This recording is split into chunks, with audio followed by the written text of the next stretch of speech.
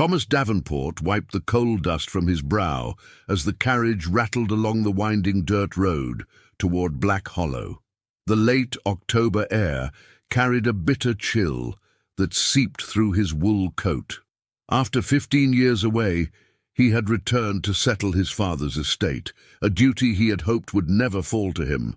"Almost there, sir," the driver called over his shoulder. "BlackHollow ain't changed much since you left, I reckon." Thomas doubted that.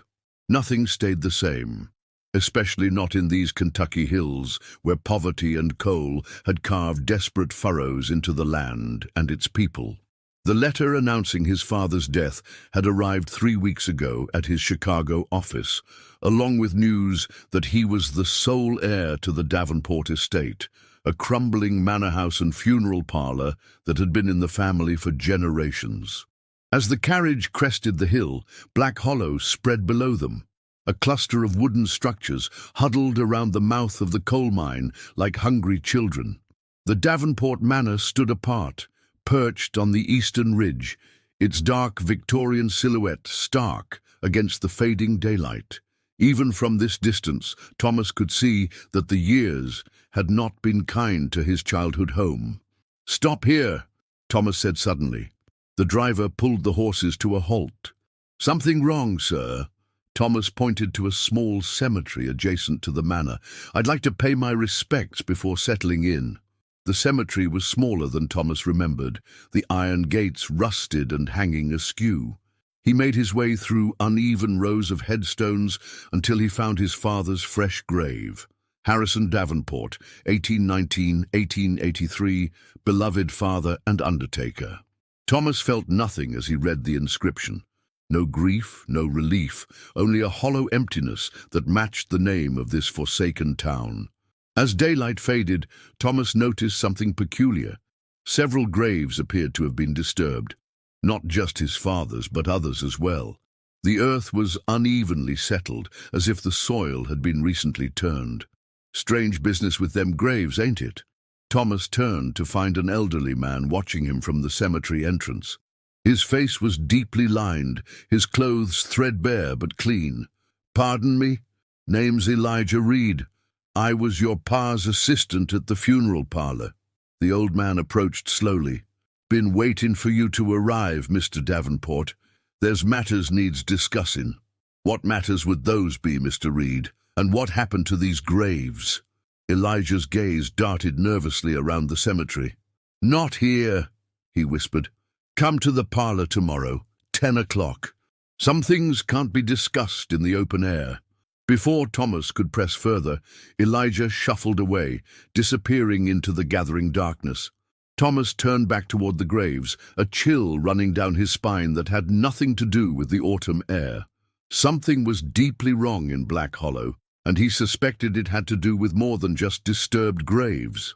A distant church bell tolled 6 times, and Thomas hurried back to the waiting carriage. As they continued toward the manor, he couldn't shake the feeling that eyes were watching him from the shadows of the cemetery, eyes that belonged to neither the living nor the properly dead.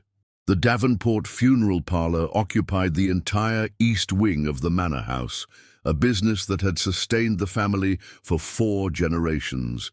Thomas had fled this legacy 15 years ago, establishing himself as a respected physician in Chicago.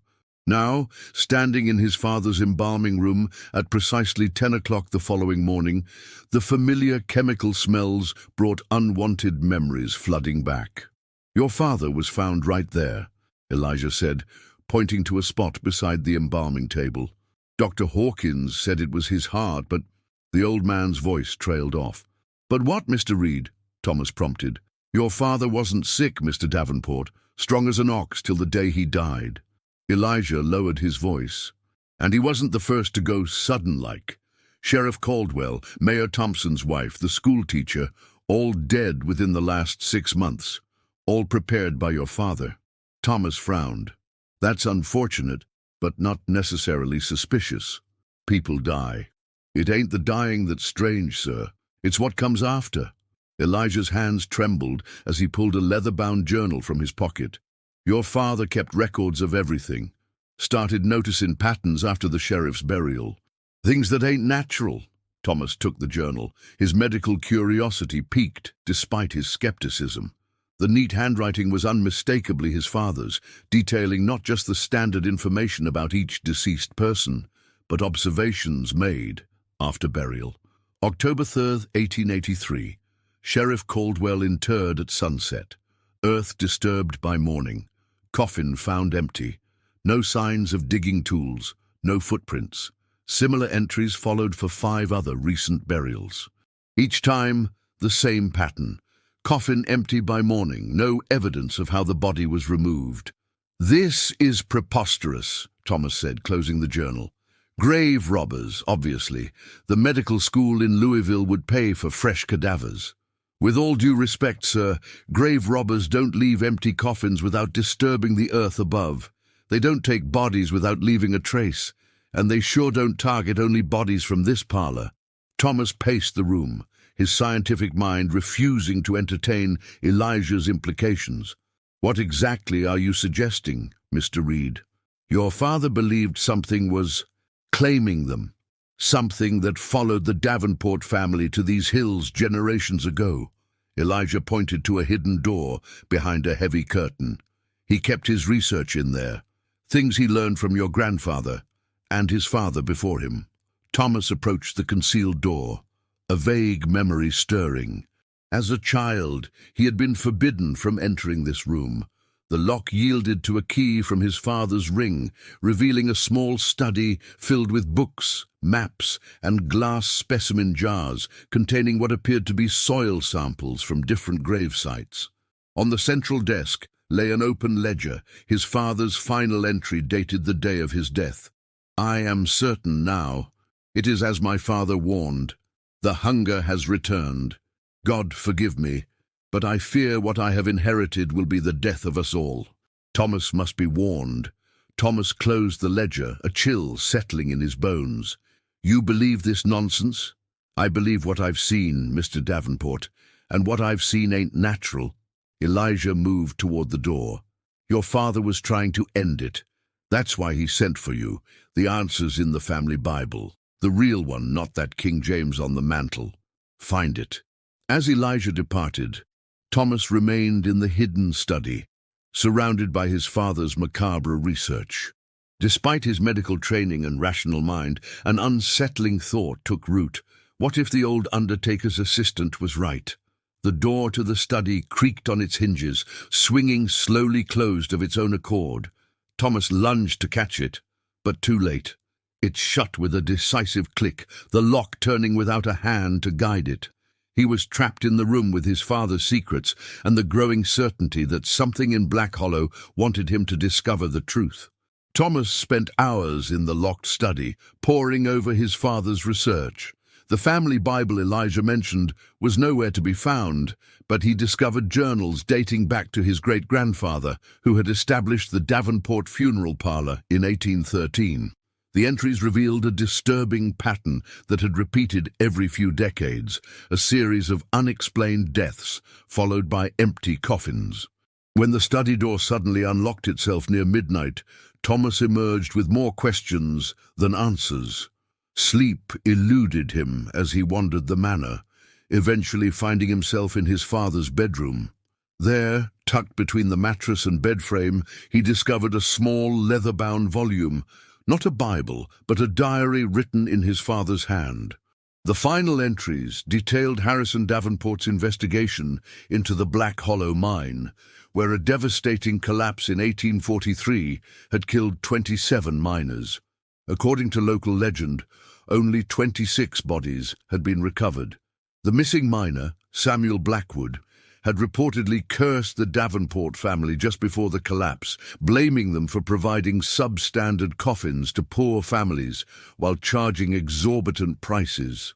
"The Blackwood curse," Thomas muttered, remembering fragments of whispered conversations from his childhood. Superstitious nonsense. Yet his father's diary suggested otherwise. Harrison had become convinced that whatever plagued the Davenport burials was connected to the abandoned section of the mine where Samuel Blackwood had supposedly died. The diary ended with a simple notation: October 15th. We'll explore the North Shaft tomorrow. May God protect me if I'm right. Harrison Davenport had died on October 16th. By dawn, Thomas had resolved to visit the mine himself. The logical part of his mind insisted he was indulging in folly, but the physician in him needed evidence to disprove these wild theories once and for all. The mine entrance was partially collapsed, its timbers rotted and sagging. A hand-painted sign warned, "Danger. Keep out by order of BlackHollow Coal Company." Thomas lit his lantern and ducked inside, the smell of damp earth and decay immediately assaulting his senses. Water dripped from the ceiling, forming muddy puddles on the uneven ground. According to his father's notes, the north shaft was accessible through a narrow passage about 100 yards in. As he ventured deeper, Thomas felt the air grow increasingly thick and oppressive. His lantern cast grotesque shadows against the rough-hewn walls. 40 years had passed since the disaster, yet the evidence remained: abandoned pickaxes, a broken cart, even a child's small boot. A grim reminder that boys as young as 8 had worked these tunnels. The entrance to the north shaft was blocked by fallen timbers and rock, but Thomas discovered a small opening near the floor, just large enough for a man to squeeze through. His father must have found the same passage. Thomas hesitated, the rational part of his mind screaming against proceeding. But curiosity and a growing sense of obligation pushed him forward. He lowered himself to his stomach and began inching through the narrow space, pushing his lantern ahead of him. The passage opened into a larger chamber that showed signs of recent disturbance. Boot prints, likely his father's, were visible in the dust. Thomas followed them to the far wall, where the rock face gave way to a natural limestone cavern. The air here was different, colder, with a sickly, sweet odor that reminded Thomas of his father's embalming room. His lantern illuminated what appeared to be a crude altar made of stacked stones. Atop it lay a leather-bound book that Thomas instantly recognized as the family Bible Elijah had mentioned. Beside it sat a daguerreotype in a tarnished silver frame, a portrait of the Davenport family taken when Thomas was a child. His father had circled the faces in red ink, first his great-grandfather, then grandfather, father, and finally Thomas himself. A noise behind him, the scrape of boot on stone, sent Thomas whirling around, raising his lantern higher. The light fell upon a figure standing in the shadows. For one heart-stopping moment, Thomas thought it was his father, but as the figure stepped forward, he realized his mistake. The man before him wore the tattered remains of a miner's clothes, his skin grey with coal dust and something else, a deathly pallor that no living man could possess. Where his eyes should have been were empty sockets filled with writhing darkness. "Samuel Blackwood," Thomas whispered, his medical training and rational mind deserting him completely. The figure tilted its head, jaw unhinging, to reveal teeth blackened by coal and time. When it spoke, the voice seemed to emanate not from its throat, but from the very walls of the cavern. "The Davenports owe a debt," it rasped, "and I've come to collect." Thomas stumbled backward, his hand closing around the family Bible on the altar. The moment his fingers touched the ancient leather, the temperature in the cavern plummeted. His lantern flickered and died, plunging him into absolute darkness. The last thing Thomas heard before losing consciousness was a whispered promise that chilled him more than the frigid air. "Your father couldn't end it. Neither will you." Thomas awoke to the sensation of cool hands on his forehead. He jerked upright, the memory of those empty eye sockets still fresh in his mind. "Easy now," a woman's voice soothed. "You've had quite a shock." He found himself lying on a settee in an unfamiliar parlor. A woman in her 30s stood over him, her black dress marking her as a widow. Though plain in features, there was a quiet strength in her expression that Thomas immediately respected. "Margaret Blackwood," she introduced herself, offering a cup of tea. "Elijah found you at the mine entrance, raving about Samuel. He brought you to me because, well," she hesitated, Because the Blackwoods know more about your family's curse than anyone. Thomas accepted the tea with trembling hands. Samuel Blackwood was your great-uncle, she supplied, and before you dismiss what you saw as a hallucination, I should tell you that you're not the first Davenport to encounter him. Your father came to me too, just before he died. Over the next hour, Margaret revealed a history that intertwined their families in ways Thomas had never imagined. The Blackwoods had once been respected undertakers in BlackHollow, until Thomas's great-grandfather had arrived and systematically ruined their business through underhanded tactics. Samuel, the last undertaker in the Blackwood line, had confronted the elder Davenport on the day of the mine collapse. The legend says Samuel cursed your family before the mine caved in, Margaret explained. But that's not quite true. The curse was already in place. Samuel merely activated it. What curse? Thomas demanded. This is madness. I'm a physician, Mrs. Blackwood. I deal in science, not superstition. Margaret's eyes hardened. Is it science that explains why the dead walk from their graves after a Davenport buries them? Is it science that kept Samuel Blackwood animate for 40 years in that mine shaft? She crossed to a cabinet and removed a wooden box, its surface carved with symbols Thomas didn't recognize. Your father came seeking this. It belonged to Samuel, a protection against what he unleashed. Inside the box was a silver amulet on a chain, blackened with age. This can't stop the curse, but it can allow you to confront what waits in the burial ground tonight. Your father tried and failed. Perhaps you'll fare better. What exactly am I confronting? Thomas asked, his skepticism warring with the evidence of his own eyes in the mine. We call it the hunger, Margaret replied, her voice dropping to a whisper.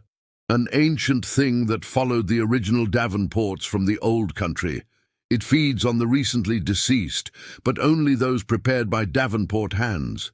It's growing stronger with each feeding. Soon, it won't be content with just the dead. Thomas stared at the amulet. And my father, did this hunger take him too? No, Margaret said quietly. Your father took his own life when he realized he couldn't break the curse. He hoped that ending the Davenport line of undertakers might starve the thing. But he was wrong. It only needs your blood, not your profession. Thomas closed his hand around the amulet, the metal cold against his palm. What must I do? Wait in the cemetery tonight. Wear the amulet. The Bible you found contains an exorcism ritual that Samuel created. It requires blood from the current Davenport, freely given, at the moment the hunger emerges to feed. And if I refuse, if I return to Chicago tomorrow and never set foot in BlackHollow again, Margaret's expression grew grave, then the hunger will follow you, Dr. Davenport. It's bound to your bloodline now. And every person who dies by your hands, whether as an undertaker or a physician, will feed it. The weight of her words settled over Thomas like a shroud. Everything he'd built in Chicago, his practice, his reputation, was now tainted by a curse he hadn't known existed until yesterday. As dusk approached, Thomas returned to the Davenport manor with the amulet around his neck and the family Bible tucked under his arm. If he was to face this thing, this hunger, he would do so on his family's ground, where it all began. The cemetery behind the Davenport manor lay silent under a waning moon. Thomas positioned himself at its center, where a small mausoleum housed the remains of the first Davenport to settle in BlackHollow.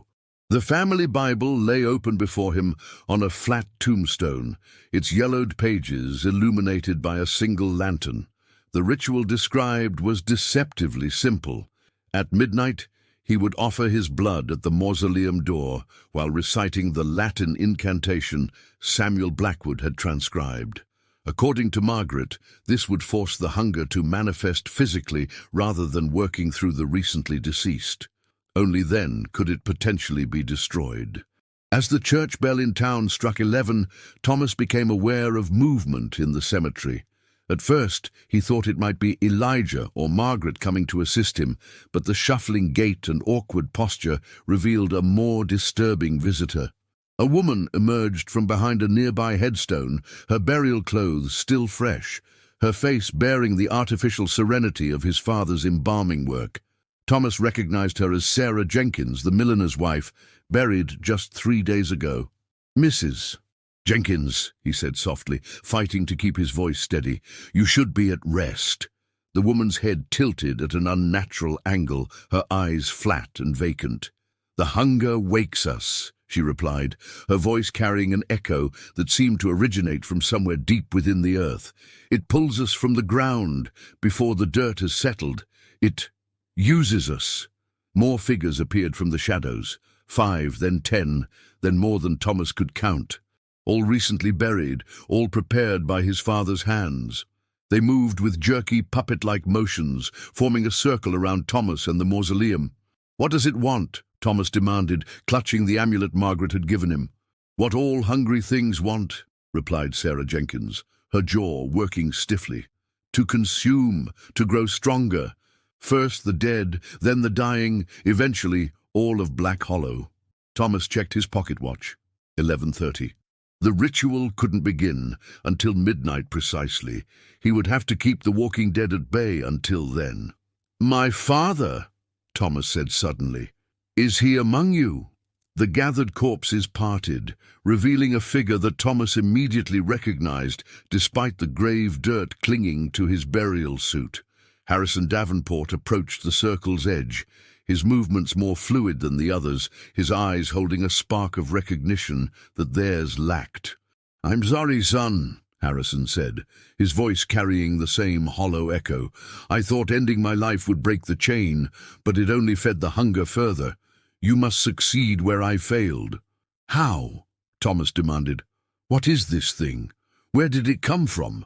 "Our ancestor brought it from Scotland in 1770, Harrison replied. "Archibald Davenport was a necromancer who believed he could control death itself.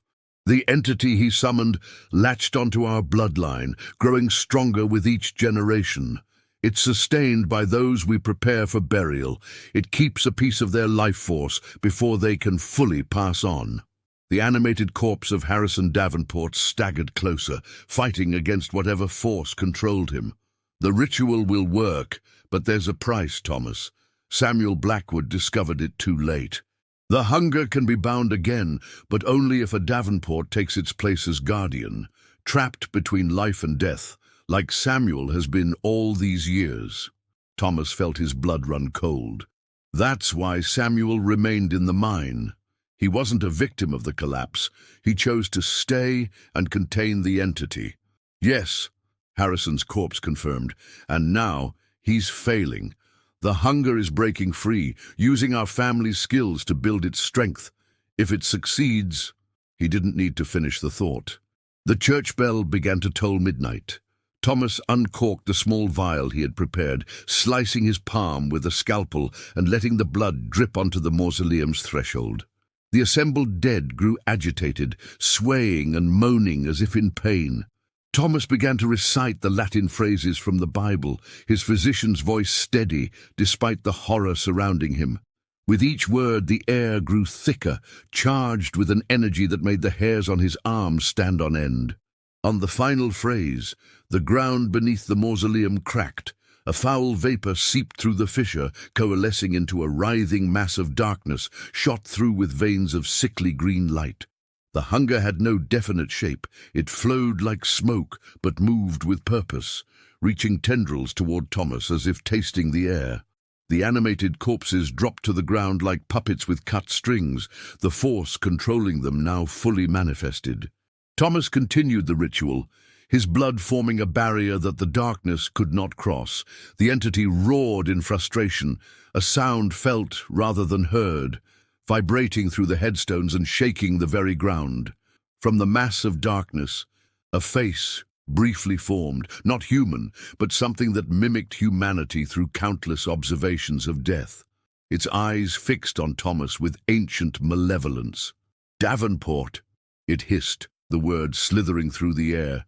"Release me, or join me." "Those are your choices." Thomas felt his resolve waver.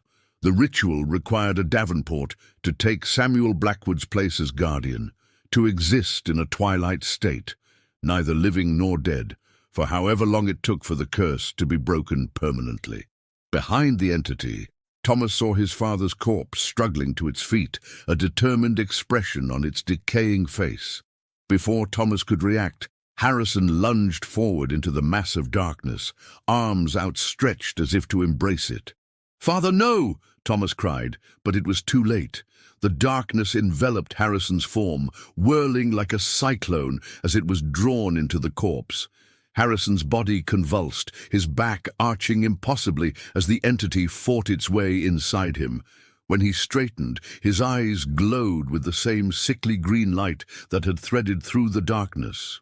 "A willing vessel," the thing wearing Harrison's face said, its voice a blend of his father's and something ancient and malevolent. "But a temporary solution. The hunger cannot be destroyed, only contained, and this body will not hold me for long." With surprising speed, the possessed corpse of Harrison Davenport retreated toward the mausoleum.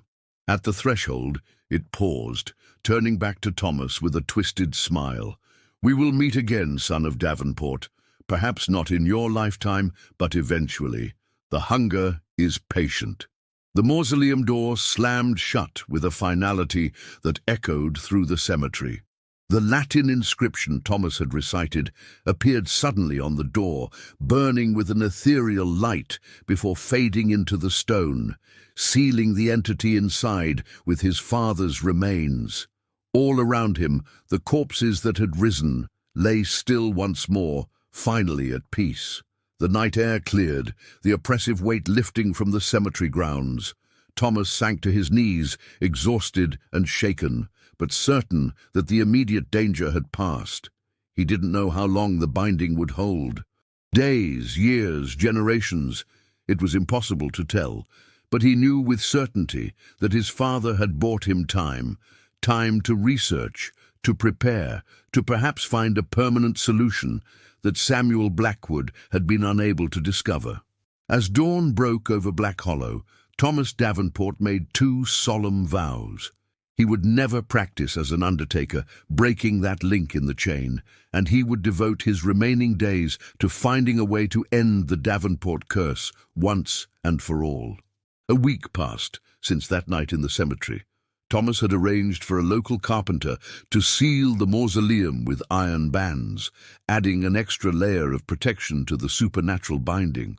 No more graves had been disturbed, and the townsfolk of BlackHollow had begun to notice the change, though few connected it to the return of the Davenport heir. Thomas spent his days in the hidden study, methodically working through his father's research and adding his own observations. He had sent letters to medical colleagues in Europe, requesting obscure texts on folklore and ancient rituals that might shed light on the entity his ancestor had summoned. On the 8th day, while examining the family Bible more carefully, Thomas discovered a hidden compartment in its leather binding. Inside was a small, leather-bound journal written in a spidery hand he didn't recognize. The first entry was dated 1771 and signed by Archibald Davenport. "I have succeeded where others failed. The binding ritual worked perfectly, tethering the entity to our bloodline. So long as a Davenport prepares the dead, a portion of their essence remains tethered to this world, feeding the hunger but keeping it contained. This symbiosis will ensure the Davenport name prospers for generations." Thomas read with growing horror as Archibald detailed his deliberate summoning of the entity, not an accident or a curse, but a calculated bargain.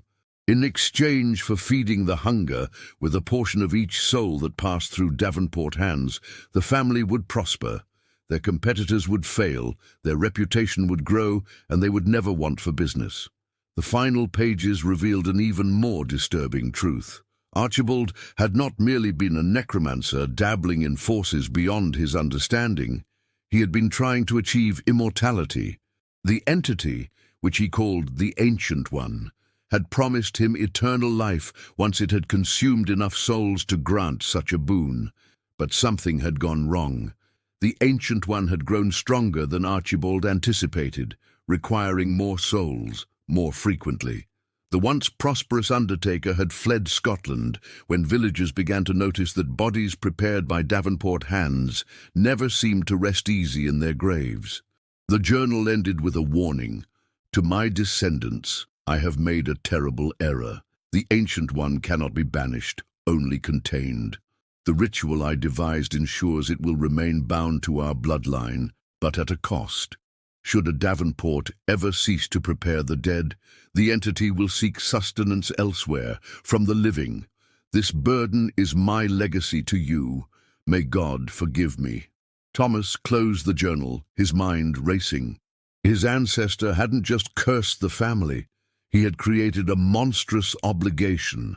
For over a century, the Davenports had unknowingly been feeding an ancient evil with pieces of the souls they prepared for burial, believing it was their duty to continue the family business. His decision to break from tradition by becoming a physician rather than an undertaker might have inadvertently accelerated the entity's desperation, forcing it to draw more energy from each burial his father performed. That would explain why the disturbed graves had become more frequent in recent months. A soft knock at the study door interrupted his thoughts. Elijah stood there, hat in hand, his expression grim. "There's been another death, Dr. Davenport. Margaret Blackwood was found this morning in her home." Thomas felt as if he'd been struck. "Margaret? How?" "Appeared to be natural causes. Her heart, they say. But—" Elijah hesitated. "There were marks on her throat like bruising." And this was clutched in her hand. He extended a folded piece of paper. The note was written in Margaret's neat script. "Dr. Davenport, if you're reading this, then I've met the fate I feared. The binding won't hold. Samuel's strength is fading after 40 years, and your father, God rest him, won't last nearly as long. There is only one permanent solution, detailed in Samuel's original research. I couldn't bring myself to share it with you because the price is too high. You'll find his notes hidden beneath the floorboards in my bedroom, beneath the braided rug. May God give you the strength to do what must be done." Margaret Thomas grabbed his coat. "Take me to her house, Elijah. Now." Margaret's modest home stood on the outskirts of town. Local women had already prepared her body, laying her out in the parlor. Thomas paid his respects briefly, noting the bruising around her throat that suggested strangulation, though no struggle was evident. In her bedroom, he located the loose floorboard beneath the rug. Inside the cavity was a small tin box containing papers yellowed with age. Samuel Blackwood's research into the entity that had plagued BlackHollow for generations. Unlike Archibald's self-serving journal, Samuel's notes revealed a man desperate to save his community from an evil he barely understood. He had traced the entity's origins to ancient Celtic rituals involving liminal spaces between life and death. The Davenports, a family with undertaking in their blood for centuries, had been perfect vessels for its influence. Most importantly, Samuel had discovered a ritual for permanently banishing the entity, one that required the willing sacrifice of the last Davenport, severing the bloodline completely and closing the channel the entity used to access our world. The realization hit Thomas like a physical blow. He was the last Davenport. He had no children, no siblings, no cousins to continue the line. If Samuel was right, Thomas could end the curse permanently, but only by sacrificing himself. As he tucked the papers into his coat, a cold draft swept through the room. The window was closed, the door shut. Yet the temperature plummeted, his breath fogging in the suddenly frigid air. "She tried to help you," came a voice from the shadows. His father's voice, but wrong, hollow. "Just as Samuel tried. They all fail in the end." Thomas whirled to face the corner where the darkness seemed to gather. The shape standing there wore his father's features, but the eyes glowed with that sickly green light. Somehow, the entity had escaped its binding in the mausoleum. "How?" Thomas demanded, backing toward the door. "The ritual was flawed," the thing wearing his father's face replied. "Your ancestor, Archibald, knew the true binding required Davenport blood, freely given in perpetuity. Samuel's temporary solution could never hold me for long. Your father lasted barely a week. It stepped closer, moving with a fluidity no corpse should possess. "I've come to offer you the same choice I offered Archibald. Serve me, feed me, and I will grant you power beyond mortal understanding. Resist, and I will consume everything you love, starting with this town." Thomas clutched Samuel's papers. "And if I end the Davenport line? If I complete the banishment ritual?" For the first time, uncertainty flickered across the entity's features. "You wouldn't. The ritual requires your life freely given. Humans cling too desperately to existence to make such a sacrifice." But Thomas thought of the graves, of the endless cycle of feeding this abomination had demanded of his family for generations, of Margaret, who had died trying to help him, of his father, who had chosen death rather than continue serving the entity's hunger. "You're wrong," Thomas said quietly. "Some things are worth dying for." The entity lunged forward with inhuman speed, but Thomas was already moving. He threw Margaret's oil lamp at the creature, the glass shattering and flames erupting across his father's preserved corpse. The entity shrieked, a sound that vibrated through Thomas's bones as fire consumed its temporary vessel. Thomas fled the house, Samuel's papers clutched to his chest. Behind him, Margaret's home erupted in flames, the fire spreading quickly through the wooden structure. By the time the townspeople organized a bucket brigade, nothing remained but smoldering ruins. But Thomas knew the entity wasn't destroyed, merely delayed. He had until the next sunset to prepare for the final ritual and the sacrifice it would demand. The remaining hours of daylight passed in a blur of preparation. Thomas returned to the Davenport manor and locked himself in the hidden study, poring over Samuel Blackwood's ritual instructions. The banishment required specific components: graveyard soil from 7 different plots, water from a natural spring that had never seen sunlight, and most critically, the willing blood sacrifice of the last Davenport at the exact location where the entity had first been summoned. According to Archibald's journal, that location was the central chamber of the Davenport mausoleum, built specifically to house the summoning circle he had created upon arriving in Kentucky. The same mausoleum where Thomas had temporarily bound the entity with his father's corpse. As dusk approached, Thomas gathered his supplies and made his way to the cemetery. The iron bands securing the mausoleum door had been shattered from within, confirming his fears that the entity was no longer contained. He paused at his father's empty grave, saying a silent prayer for the man who had tried in his own way to end the family curse. The mausoleum key felt unnaturally heavy in Thomas's hand. As he unlocked the ornate door, the last rays of sunlight disappeared behind the mountains, casting the cemetery into deep shadow. Inside, the air was stale and thick with the smell of decay. Generations of Davenports were interred in the stone niches lining the walls, their names and dates carved into marble plates. At the center of the circular chamber stood a simple stone altar. Thomas lit the lanterns he had brought, illuminating the floor where a faded circle of symbols had been carved into the stone, Archibald's summoning circle. This was where it had all begun, and where it would end. Thomas worked quickly, placing the 7 samples of graveyard soil at specific points around the circle. He uncorked the vial of spring water, pouring it in a thin line to connect the soil mounds. Finally, he withdrew a silver dagger that had belonged to Samuel Blackwood, the same one Margaret had kept all these years. The ritual called for 13 drops of blood from the last Davenport, freely given as the final words were spoken. Thomas positioned himself at the altar, Samuel's papers spread before him.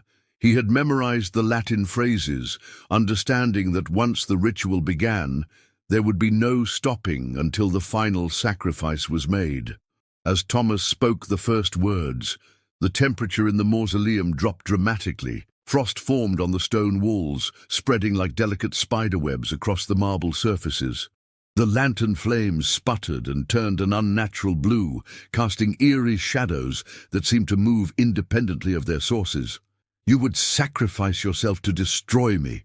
The voice came from everywhere and nowhere at once.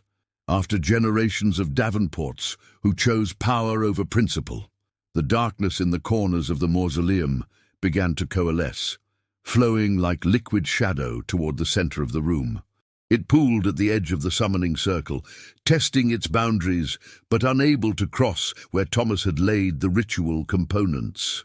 "I am the last Davenport," Thomas declared, his voice steady despite his fear, "and I choose to end what my ancestor began." The entity laughed, a sound like stones grinding against bone. "You are not the last, physician.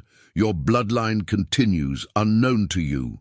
Thomas faltered, the dagger hovering above his palm. "You lie." "The woman in Chicago?" The darkness whispered. "The one you left behind 15 years ago. She bore your child, a daughter who even now carries the Davenport curse in her veins." Images flashed through Thomas's mind. Elizabeth Hargrove, the woman he'd loved before fleeing to Chicago. He'd never known she was with child. Could it be true? Or was this merely the entity's attempt to stay his hand? "Even if that were true," Thomas said, steadying himself, "all the more reason to end this curse now, before it claims another generation." He continued the incantation, each Latin word causing the entity to writhe and shrink back. As he reached the final phrase, Thomas drew the silver dagger across his palm, allowing 13 drops of blood to fall upon the altar. The effect was immediate and horrifying. The blood seemed to burn through the stone, etching new symbols that glowed with an unearthly light. The darkness surrounding the circle howled in rage and fear, whipping into a frenzy that knocked over the lanterns and plunged the mausoleum into near-total darkness, illuminated only by the glowing symbols. "You do not understand what you're banishing," the entity shrieked. "I am Death's gatekeeper. Without me, the souls of BlackHollow will wander lost forever." "Another lie," Thomas replied, though pain lanced through his body with each word. The ritual was taking effect, drawing not just his blood, but his very life force. "You never helped souls cross over. You consumed them. You prevented them from finding peace." The entity lunged at the barrier, testing it from all sides, but finding no weakness. In desperation, it took form again, no longer his father's corpse, but a grotesque amalgamation of features from every body the Davenports had ever prepared. Dozens of eyes blinked from a constantly shifting face, mouths opening and closing in silent screams. "If I am banished, you die," it hissed. "Is that truly what you want, physician? To never know your daughter? To leave her unprotected from what else lurks in the darkness between worlds?" Thomas hesitated. If he did have a daughter in Chicago, she would indeed carry the Davenport blood, but would she inherit the curse if the entity was banished? Samuel's notes hadn't addressed this possibility. In his moment of uncertainty, the entity struck. A tendril of darkness snaked across the floor, avoiding the ritual circle entirely and instead targeting the papers containing the final words of the banishment. They burst into flame, crumbling to ash in seconds. "No!" Thomas lunged for them, but too late. The entity chuckled, a sound like distant thunder. "Now you cannot complete the ritual. You've weakened me, yes, but I remain. And when you die, as all mortals must, I will be free again." Thomas slumped against the altar, blood still flowing from his palm. The ritual had been interrupted at the critical moment. He had failed, just as his father and Samuel Blackwood before him. But as despair threatened to overwhelm him, Thomas remembered something. A line from Samuel's notes. "The ritual draws power from intent as much as from blood. The words are a focus, but a Davenport's willing sacrifice carries the true power." With sudden clarity, Thomas understood what he had to do. The ritual didn't require specific words so much as the complete sacrifice of the last known Davenport. He pressed his bleeding palm against the central symbol on the altar. "I, Thomas Davenport, freely give my life to end this curse," he declared. "My blood severs the chain that Archibald forged. Whatever child may carry my name, let them be free of this burden. This ends with me. The symbols flared blindingly bright as Thomas collapsed across the altar. The entity screamed, a sound of such primal rage and fear that the mausoleum's stone walls cracked. The darkness began to fragment, breaking apart like smoke in a strong wind. "You cannot. I am eternal." The entity's voice faded as its form disintegrated. Thomas felt his life ebbing away, his blood flowing freely now to power the banishment. His last conscious thought was of the daughter he would never know, and the hope that she would live free of the curse that had haunted the Davenports for generations.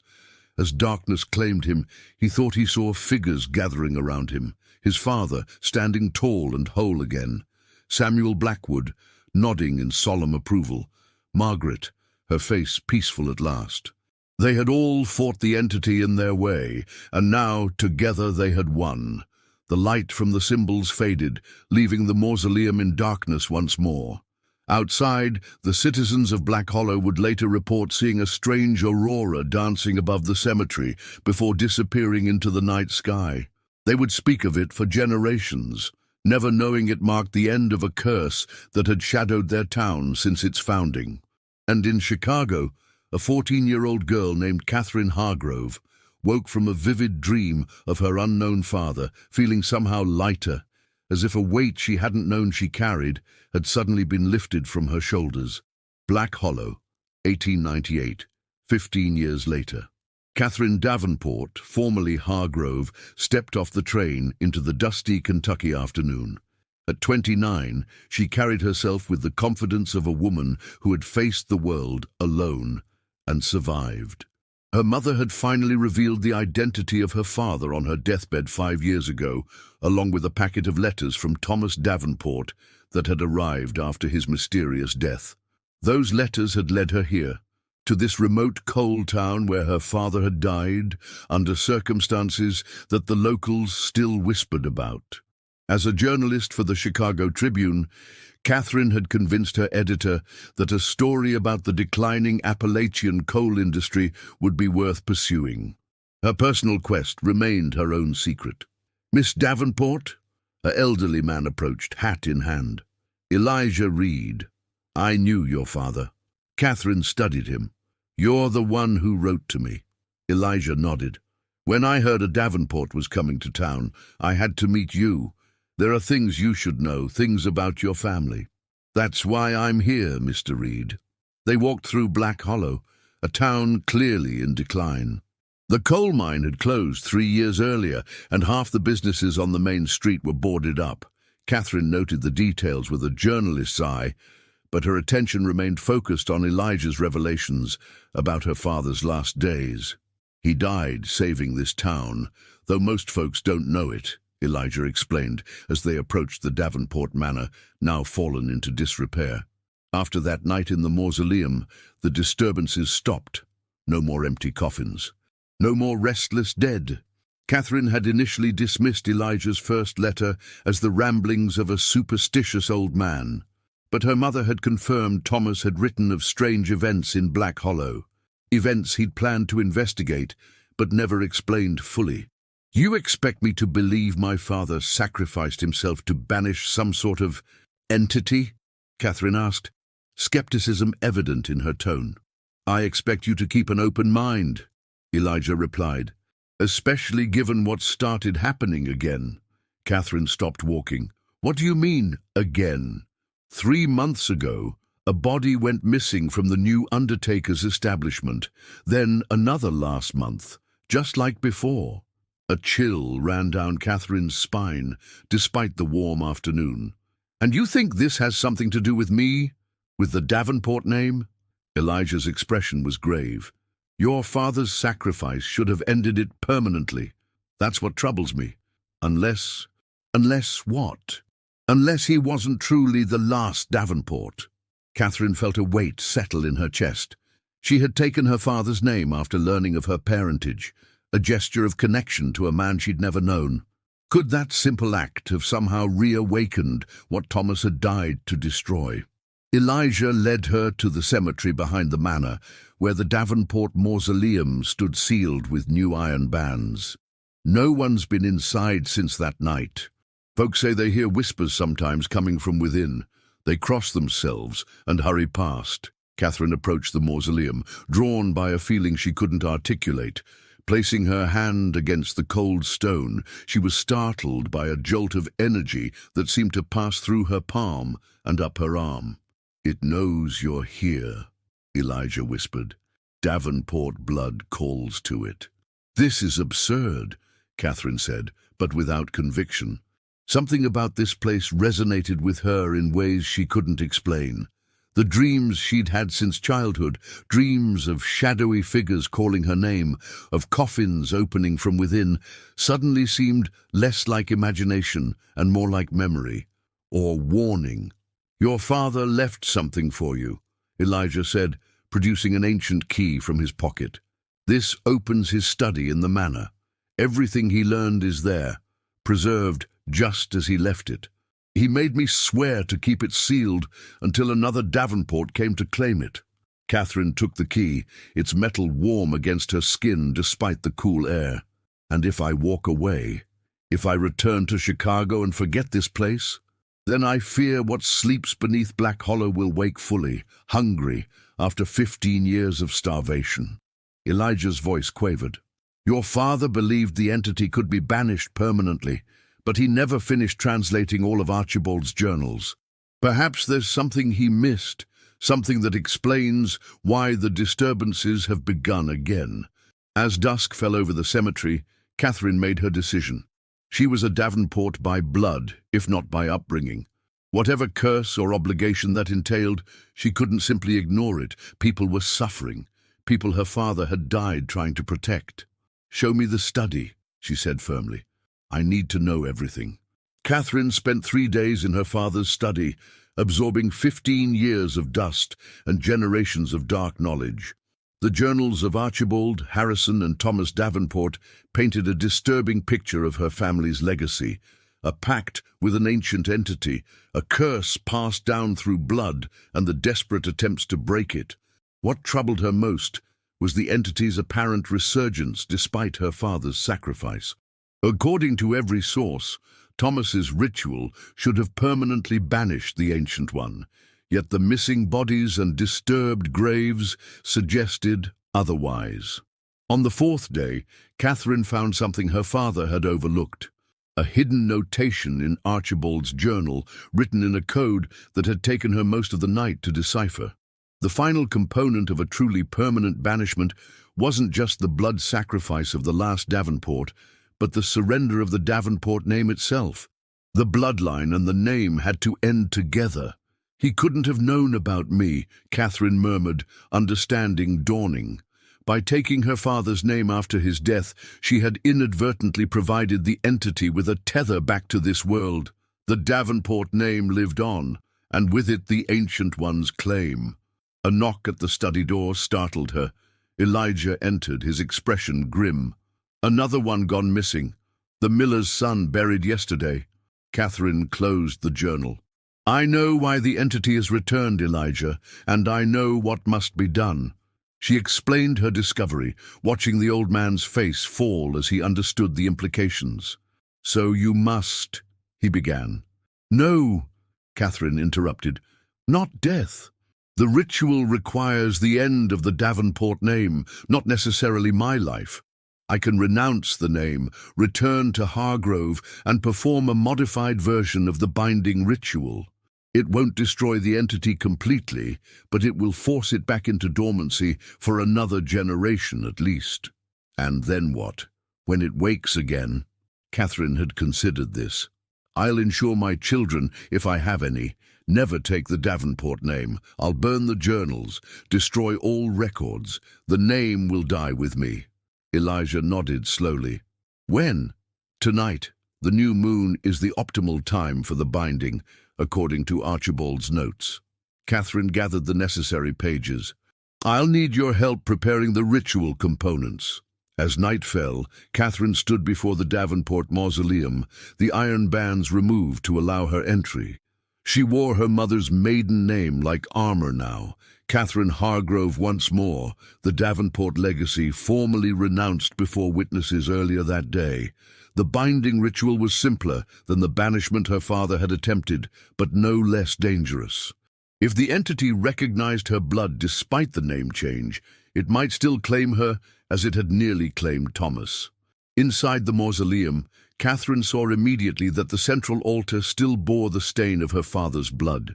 She placed her components, similar to those Thomas had used, but with modifications based on Archibald's hidden notes, in a circle around the altar. The invocation began simply enough, Latin phrases that caused the air to thicken and the shadows to stir. Catherine felt the entity's attention focus on her, testing, probing for weakness. "Hargrove, not Davenport," it whispered from the darkness. "Yet the blood remains the same." "Blood alone is not enough," Catherine replied, continuing the ritual. "You require the name, the legacy Archibald promised you. That ends tonight." She completed the circle with spring water, just as her father had done. But where Thomas had offered his life, Catherine offered only 7 drops of blood, enough to power the binding, but not enough to claim her life. "You cannot cage me forever," the entity raged as the binding took hold. "Blood calls to blood. Another Davenport will rise, and with them so shall I." Catherine finished the final words of the ritual, feeling the entity's fury as it was forced back into dormancy. The shadows retreated, the temperature normalized, and the oppressive presence faded. "No more Davenports," she declared to the empty mausoleum. "The name dies with me, and you with it." She sealed the mausoleum with new iron bands, inscribed with symbols from Samuel Blackwood's research, additional protection against what slumbered within. As dawn broke over BlackHollow, Catherine Hargrove packed her father's journals and prepared to return to Chicago. There was one final task to complete, ensuring that no record of the Davenport bloodline remained to tempt future generations into claiming the cursed legacy. What Catherine could not know, as she boarded the train that would carry her away from BlackHollow forever, was that a letter was already en route to Chicago. A letter addressed to Catherine Davenport, offering her a substantial inheritance from a distant Davenport relative in Scotland, the very place where Archibald had first summoned the entity 3 generations earlier. The Davenport name, it seemed, was not so easily erased from history, and beneath the Davenport mausoleum, something stirred in its enforced slumber, patient as only the immortal can be, waiting for the name that would call it forth once more. BlackHollow, 1923, 25 years later. The old Davenport manor stood abandoned on the ridge above what remained of BlackHollow. The coal had finally run out 5 years earlier, and with it, most of the town's population. Only the stubborn and the desperate remained, eking out an existence among the decaying buildings. Among them was Daniel Reed, Elijah's grandson, who had grown up hearing whispered tales of the Davenport curse. As the town's unofficial historian and caretaker of its abandoned properties, he alone maintained the iron bands on the mausoleum, replacing them when rust weakened their integrity, reinforcing the symbols his grandfather had taught him to inscribe. Tonight, as he completed his monthly inspection in the dying light of sunset, Daniel noticed something disturbing, a hairline crack in the mausoleum's sealed door, from which emanated the faintest whisper of cold air. "Impossible," he muttered. The binding had held for 25 years. Nothing had disturbed the Davenport graves since Catherine Hargrove had performed her ritual. A sound behind him, the crunch of fallen leaves beneath a careful footstep, caused Daniel to whirl around, lantern raised. A figure stood at the cemetery's edge, a woman in her 50s, elegantly dressed despite the dust of travel, her silver-streaked hair pulled back in a severe bun. "The bands need replacing again," she observed, approaching with measured steps. "The entity grows stronger." Daniel's eyes widened in recognition. "Miss Hargrove." She nodded, though her expression remained grim. "Catherine Hargrove Reed now. I married your Uncle William in 1902. You're my aunt." Daniel had never met his uncle's wife, who had remained in Chicago after William's death in the Great War. "By marriage, yes. But that's not why I've returned." Catherine's gaze fixed on the mausoleum. "It's waking, Daniel. The binding weakens. I've felt it for months now.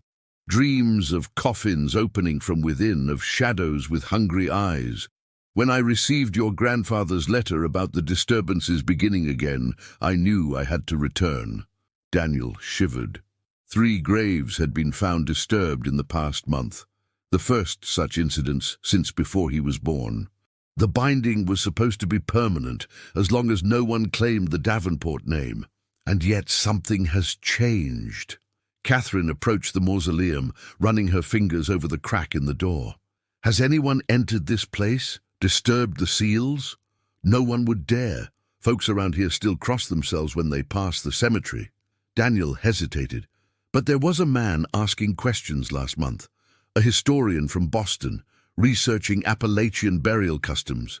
He was particularly interested in the Davenport funeral parlor." Catherine's expression hardened. "What was his name?" "Cavendish. Edward Cavendish. Said he was writing a book." The color drained from Catherine's face. Cavendish was Archibald Davenport's mother's maiden name. This historian, what did he look like? Tall, distinguished, grey at the temples, had an unusual ring, silver with a green stone. Catherine closed her eyes briefly, as if in pain. Archibald's ring. Passed down through his sister's line, not his son's. This Cavendish must be a distant relative. "Why would that matter?" Daniel asked, though dread was already building in his stomach. "Because blood calls to blood, even diluted by generations." Catherine withdrew a small book from her coat, one of the journals Daniel's grandfather had mentioned. If this Cavendish performed even the simplest ritual while wearing that ring, it might have been enough to disturb the binding. A cold wind swept through the cemetery, carrying with it the first few drops of rain. The impending storm mirrored the darkening expression on Catherine's face. "We need to reinforce the binding immediately," she said. "Tonight, during the storm." "There's power in that convergence." Daniel followed her from the cemetery, questions tumbling through his mind. As the last light faded from the sky, neither of them noticed the crack in the mausoleum door, widening slightly, nor the whisper that emerged from the darkness within. Davenport blood returns. At last. The storm broke over BlackHollow with apocalyptic fury, as Catherine and Daniel prepared the ritual components in what remained of Thomas Davenport's study. Lightning illuminated the room in harsh bursts, casting grotesque shadows across the walls, covered in Daniel's grandfather's protective symbols. "The binding ritual requires blood freely given," Catherine explained, laying out the items she'd brought, a silver dagger identical to the one Thomas had used, vials of water from 7 different springs, and soil from the oldest graves in the cemetery. "But this time, we must be smarter than our ancestors. The entity feeds on death associated with Davenport blood. We must give it life instead." "I don't understand," Daniel admitted. Catherine rolled up her sleeve. "My blood carries the Davenport legacy, diluted but present. By offering it in a ritual of life rather than death, we create a paradox the entity cannot resolve. It will be bound not by sacrifice, but by continuation, trapped as long as my bloodline lives on, but never as Davenport's." The ritual Catherine described was a perversion of Archibald's original summoning, designed not to call the entity forth, but to confuse and ensnare it. Where Archibald had offered death as payment, Catherine would offer life. Where he had promised souls in exchange for power, she would promise protection in exchange for dormancy. "There's risk," she cautioned as they gathered their supplies. "If the entity recognizes the deception, it may lash out. Stay behind the salt circle at all times." They returned to the cemetery as the storm reached its peak, rain lashing against them in horizontal sheets. The mausoleum door stood ajar now, darkness spilling from the opening like liquid shadow. "It knows we're here!" Catherine shouted over the wind. "Quickly!" Inside, the mausoleum was impossibly dry and still, the storm's fury muted to a distant rumble. Catherine worked methodically, placing the components around the central altar, where both Thomas Davenport and Samuel Blackwood had made their stands against the Ancient One. As she began the invocation, the air thickened noticeably. Daniel maintained the salt circle, watching as the shadows in the corners began to stir, coalescing into a vaguely humanoid shape. "Catherine Hargrove," it whispered, using her maiden name rather than her married one. "The last of the Davenport blood returns." "Adieu, I come to renew the binding," Catherine replied, her voice steady. "To offer terms." The shadow figure tilted what might have been its head. "Terms? There are no terms between predator and prey. And yet you remain bound, incomplete, hungry after all these years." Catherine's words carried power, not the desperate fear of her father, but the calculated determination of a woman who had spent 25 years preparing for this moment. "I offer certainty in place of possibility." The entity shifted, intrigued despite itself. "Explain." Catherine completed the circle of components, then drew the silver dagger across her palm. 7 drops of blood fell upon the altar, but instead of the Latin phrases her father had used, she spoke words from a much older tongue, Celtic incantations that predated even Archibald's research. "I bind you not to death, but to life," she declared. "So long as my bloodline continues, never as Davenport's but always carrying the essence you require, you shall remain dormant, sustained, but contained." The entity surged forward, testing the boundaries of the ritual circle. "You cannot cage me with mere words, woman. I'm ancient beyond your comprehension." "Not words alone," Catherine agreed, "but blood and intent together, that you cannot resist. It is the nature of the pact Archibald made, and even you are bound by your nature." For a moment, the entity seemed to consider her offer. Then, with frightening suddenness, it lunged toward Daniel, breaching the salt circle with ease. "His blood carries none of the Davenport legacy," it hissed. "He is unprotected." Catherine's face went white. "No!" But before the entity could reach Daniel, a new figure materialized between them, transparent, flickering like a candle flame, but unmistakably human. Thomas Davenport stood before his daughter, arms outstretched in a protective gesture. "You claimed me once," Thomas's spirit said. "You will not claim another, while any part of me remains." The entity recoiled, confusion evident in its formless shape. "Impossible! Your essence was consumed in the binding." "Not consumed," Thomas corrected. "Transformed. I remained willingly, a guardian against your return." Catherine continued the ritual, her voice stronger now with her father's spirit present. The entity writhed as the new binding took hold, trapped between Catherine's blood offer of sustained dormancy and Thomas's spiritual barrier. "This changes nothing," it snarled as it was forced back toward the shadows. "Another will come, Cavendish or some other distant relation. The Davenport blood calls across generations." "Then we will be waiting," Catherine replied. "Each generation, a new guardian, a new binding." As the ritual reached its conclusion, Thomas's spirit turned to his daughter. No words were exchanged, but understanding passed between them, pride from father to daughter, forgiveness from daughter to father.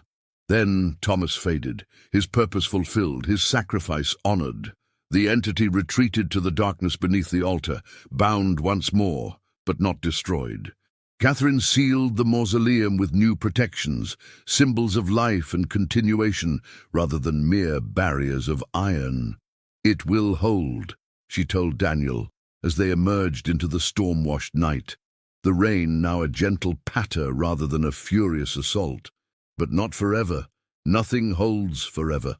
Daniel looked at the sealed door, understanding the responsibility that had just been passed to him. "And Cavendish, the historian?" "We find him," Catherine said firmly. "We explain what he has unwittingly disturbed, and then we ensure that no one who carries even a drop of Davenport blood ever returns to BlackHollow again." As they walked away from the cemetery, Catherine felt a weight lift from her shoulders, Not the burden of the Davenport legacy, which she would carry until her death, but the fear that had haunted her for 25 years. She had faced the Ancient One again, and survived.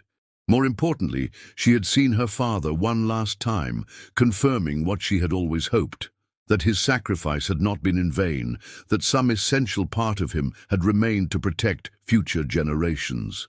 The Davenport curse would never truly end, but neither would the Davenport resistance against the darkness that had claimed so many of their line.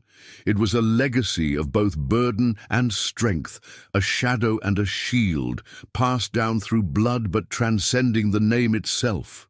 As BlackHollow faded into history, becoming eventually just another abandoned coal town, reclaimed by the Kentucky wilderness, the mausoleum remained, sealed, silent, and watched over by generations of guardians who understood that some burdens cannot be escaped, only managed with vigilance and courage. And beneath the altar the Ancient One waited, patient as mountains, hungry as the void, sustained by the binding that both imprisoned and preserved it. Waiting for the day when the last drop of Davenport blood would finally fade from the earth, freeing it at last from its centuries-long captivity. But that day would not come in this generation, nor likely the next. For the Davenport legacy had evolved from curse to purpose, from doom to duty, and as Catherine had discovered, there was power in accepting one's inheritance, not with fear, but with the determination to transform it into something that protected rather than destroyed.